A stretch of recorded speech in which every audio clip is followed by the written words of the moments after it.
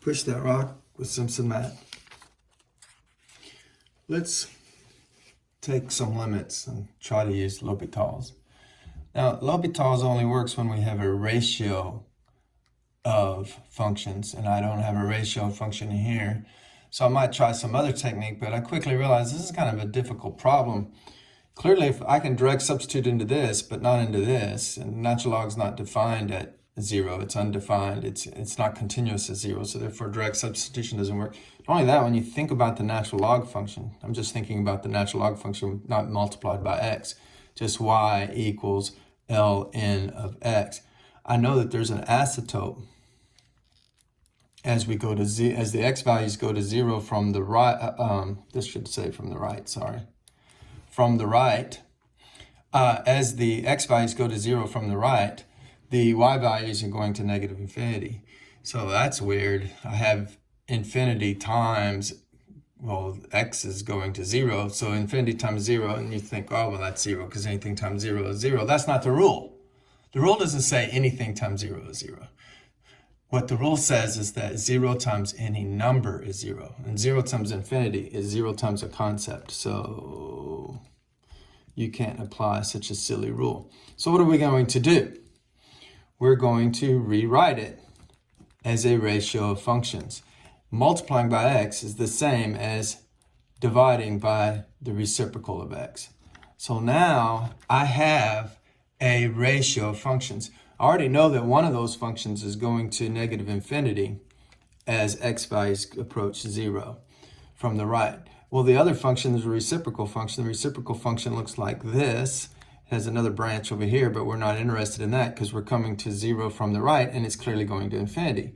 So when we examine the limit of this function as x goes to 0, we get negative infinity. When we examine the function of, when we examine this function as x goes to 0 from the right, we get positive infinity.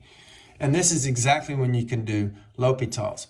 When you get the indeterminate ratio of infinity over infinity, looking at the limit of the numerator and the limit of the denominator, then you know by L'Hopital's that the limit of this ratio is equal to the limit of the derivatives, the ratio of derivatives.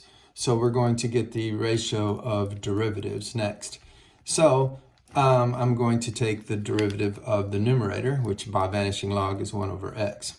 I'm going to take the derivative of the denominator, thinking of this as x to the negative 1, so I get negative x to the negative 2, which is negative 1 over x squared. So you have to be pretty good at derivatives. Okay. Now, we'll simplify in there. That's pretty easy to simplify. We have 1 over x divided by a fraction, so it's times the reciprocal of that fraction, which of course that reduces and leaves me just negative x. And we all know that graph quite well. That's just the identity line reflected. So it goes through 0. So as we go to 0, as the x values go to 0 from the right, that's what the limit we're supposed to be looking at. Clearly the y values are going to 0. And so the limit is 0. Let's do another example.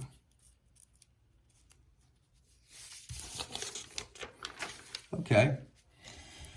So remember, the hypothesis is the limit of the function. This is true even, we've been doing examples that go to some number, but even if you go to infinity, if the limit of the function is equal to infinity in the numerator, and the limit of the function in the denominator is equal to infinity, then you can rely on the fact that the limit of the ratio of functions is equal to the limit of the ratio of their derivatives.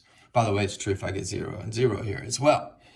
So in this example, we're going to get the infinities. If I look at this, this is obviously a function that crosses at 2 and looks something like that. So at infinity, it's going up, and this looks almost very similar. It's like, it's also it's a parabola shifted up one, so it's going to look almost similar. So as we go to, and as the x values go to infinity, the y values are going to infinity. So we have this situation of having infinity over infinity. So we'll do L'Hopital's. And that means we're going to take the limit as x goes to infinity. And this will be 20x cubed over 2x. And again, this is a line, looks like that's going to infinity. As the x value is going to infinity, the y values are going to infinity. What about that? Well, that's a cubic, and it looks something like this. And as the x values go to infinity, y values going to infinity. So again, I get infinity over infinity, so I'll do L'Hopital's again. And I'll take the limit as x goes to infinity of the ratio of their derivatives. So the derivative down below is 2, and the derivative up above is 60x squared. And so that simplifies to 30x squared. And of course, we know that a parabola, as the x values get large, a parabola with a leading coefficient that's positive, as the x values get large, so do the y values. So this limit is infinity. One more example. Let's try to take this limit. Well, secant, as we go to pi halves from the left, that's going to be an asymptote. It's going to be infinity. Even if you reflect the secant line, the secant curve, it's going to be infinity at pi halves. Tangent, of course, has an asymptote at pi halves as well. So this is a negative infinity plus infinity, or if we turn it around, infinity minus infinity. And you might think that's 0, but it's not, because there are different size infinities. So,